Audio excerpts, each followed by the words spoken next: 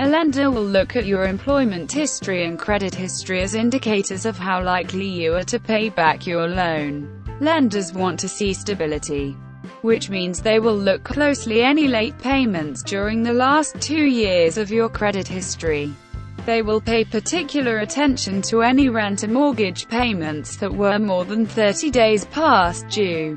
They'll also look at late payments for credit cards during the last 6 months. Stable income is also important. Lenders look for steady employment with a single employer for the past 2 years, or at least employment in the same field. Other income, such as earnings from part-time or freelance work, overtime, bonuses or self-employment, is also acceptable if it has a 2-year history. If you don't meet the minimum requirements, that doesn't mean you'll never qualify for a mortgage. You may just have to talk to more lenders or settle for a higher interest rate. The entire credit market has been tight for several years now. Mortgage lenders give the best interest rates to borrowers with high credit scores, 760 to 850, who can make a big down payment, 10 to 20%. Source: S-Vine. Here is a typical list of the documents you need when applying for a mortgage.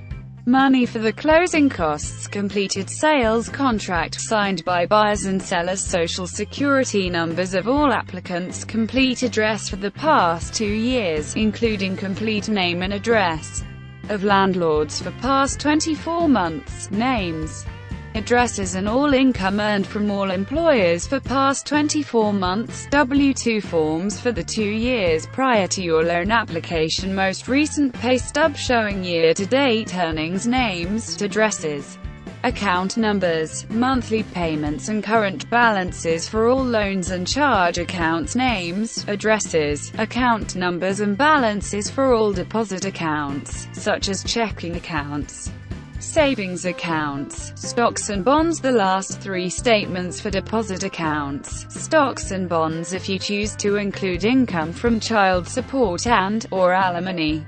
Bring copies of court records of cancelled checks showing receipt of payment. A more detailed list can be found here. Your lender and closing attorney will also tell you what paperwork and documents you will need to present at the loan closing.